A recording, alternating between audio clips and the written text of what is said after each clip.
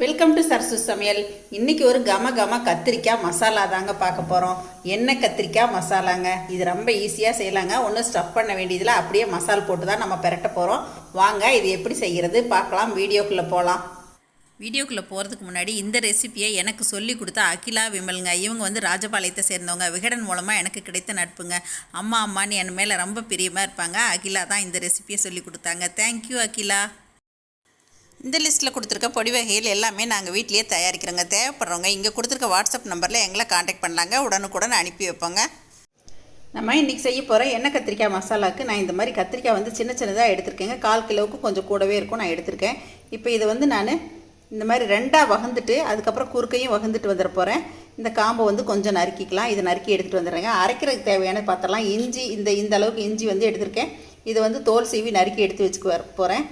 பூண்டு 5-6 பல் எடுத்திருக்கேன். வெங்காயம் சின்ன வெங்காயம் ஒரு கைப்பிடி அளவுக்கு எடுத்திருக்கேங்க. சீரகம் ஒரு 1/2 டீஸ்பூன், மிளகு 1/2 டீஸ்பூன் எடுத்துக்கலாம். தேங்காய் துருவல் எடுத்துக்கலாம். இதை நம்ம ஒரு பேஸ்ட்டாக அரைச்சிக்கலாங்க. அப்புறம் தாளிக்கிறதுக்கு 2 பெரிய வெங்காயம் நறுக்கி வச்சுருக்கேன். தக்காளி, கருவேப்பிலை இதெல்லாம் போட்டு தான் நம்ம தாளிக்க போகிறோம். இப்போ இதை நான் நறுக்கி எடுத்துகிட்டு வந்துடுறேங்க.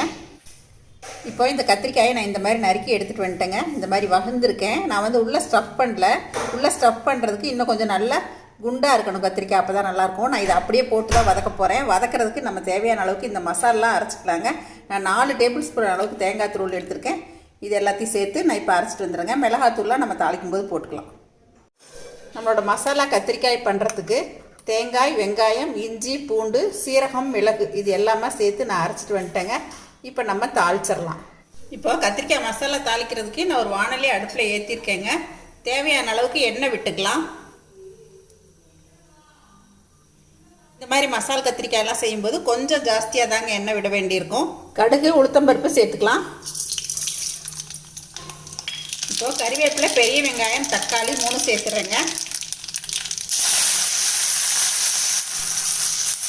இப்போ இது கொஞ்சம் நல்லா வதங்கட்டுங்க.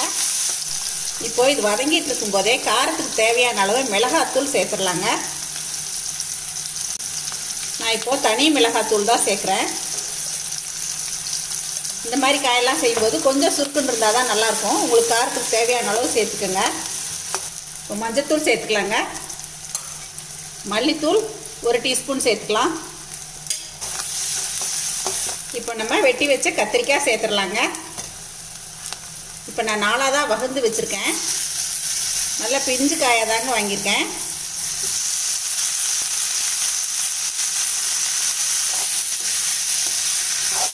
இப்போ இதை நல்லா பெரட்டி விட்டுறலாங்க. இப்போ இதில் தேவையான உப்பு சேர்த்துடலாங்க. இப்போ இது ஒரு 2 நிமிஷம் வதங்கட்டுங்க. இப்போ இது ஒரு 2 நிமிஷம் வதங்கியாச்சுங்க. நம்ம அரைச்சி வச்ச மசாலா சேர்த்துடலாம். தண்ணி கொஞ்சமாக சேர்த்துக்கலாம். இப்போ இதை நல்லா பெரட்டி விட்டுறலாம். தண்ணி வந்து குறைவான அளவே சேர்த்துக்குங்க. நல்லா வேகும்போது காயில் நல்லா மசாலா சேர்ந்துடும். இப்போ இந்த ஸ்டேஜில் நீங்கள் உப்பு காரம் பார்த்துக்குங்க. இப்போ நான் இது எல்லாமே சரியாக இருக்குது. ஒரு மூடி போட்டுடுறேங்க. இடையில பரட்டி விட்டுக்கலாம். இப்போது நான் ஒரு 1/4 மணி நேரம் வந்து அடுப்பை நல்லா குறைச்சே போட்டேங்க. நல்லா சிம்லேயே வச்சுட்டு அப்பப்போ பரட்டி விட்டுக்கிட்டேன் இடையில.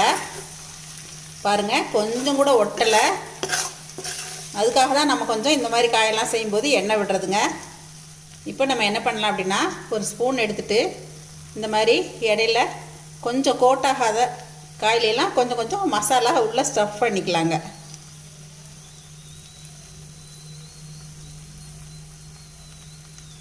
எல்லாத்துலேயுமே மசாலா சேர்ந்துருக்கும். ஒரு சில இதில் சேராமல் இருக்கிறதுல இந்த மாதிரி நம்ம கொஞ்சம் பண்ணிக்கலாம்.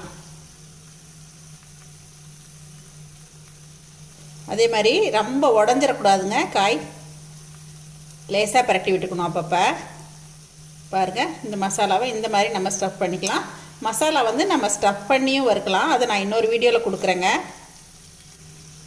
மசாலா அதிகமாக இருக்கிற இடத்துல இருந்து எடுத்து இந்த மாதிரி நம்ம கொடுத்துக்கலாங்க. பாருங்கள் நான் தண்ணி அதிகமாக விடலை. நம்ம ஊற்றின அந்த எண்ணெய் அந்த மசாலாலே வந்து காய் நல்லா வெந்துடுச்சுங்க. இப்போ மசாலா ஓரளவுக்கு ஸ்டஃப் பண்ணதுக்கப்புறமா மறுபடியும் கீழேருந்து ஒரு பெரட்டி விட்டுருங்க.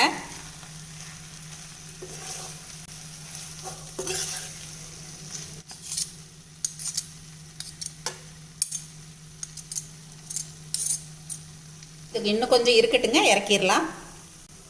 அப்படியே திறந்து வச்சே வேகட்டும். இப்போது நான் மறுபடியும் ஒரு 5 நிமிஷம் அடுப்பை குறைச்சி போட்டேங்க. இப்போ நல்லா கத்திரிக்காயெல்லாம் வெந்துருச்சுங்க. பாருங்கள், நம்ம ஊற்றின எண்ணெய் எல்லாமே நல்லா பிரிஞ்சு வருது. நம்ம மசாலா போட்ட எண்ணெய் கத்திரிக்காய் ரெடிங்க. இப்போ இந்த ஸ்டேஜில் நம்ம அடுப்பை ஆஃப் பண்ணிடலாங்க. நம்ம மசாலா போட்ட எண்ணெய் கத்திரிக்காய் ரெடிங்க. இப்போ நம்மளோட கத்திரிக்காய் மசாலா ரெடி ஆயிடுச்சுங்க. இதை வந்து எண்ணெய் கத்திரிக்காய் மசாலான்னு சொல்லலாம், முழு கத்திரிக்காய் மசாலான்னு சொல்லலாம், கத்திரிக்காய் மசாலான்னு சொல்லலாங்க. இதை வந்து சாதத்தில் அப்படியே போட்டு பெரட்டி சாப்பிட்றதுக்கும் ரொம்ப நல்லாயிருக்கும். பருப்பு குழம்பு, அப்புறம் பயிர் குழம்பு இந்த மாதிரியெல்லாம் வைக்கும்போது இதை காம்போவாக எடுத்துக்கலாங்க. பருப்பு சாதம் இந்த மாதிரி மைல்டாக செய்கிற அன்னைக்கு இதை வந்து சைட் டிஷ்ஷாக நம்ம வச்சுக்கிட்டா ரொம்பவே நல்லாயிருக்குங்க. கண்டிப்பாக நீங்களும் ஒரு நாள் இது மாதிரி ட்ரை பண்ணி பாருங்கள். இதை பார்த்துட்டு எப்பயும் போல் உங்களோட ஃபீட்பேக் சொல்லுங்கள், ஷேர் பண்ணுங்கள், சப்ஸ்கிரைப் பண்ணுங்கள். தேங்க்யூ. சரசு சமையல் பாருங்கள், சமையல் நல்லா பண்ணுங்கள்.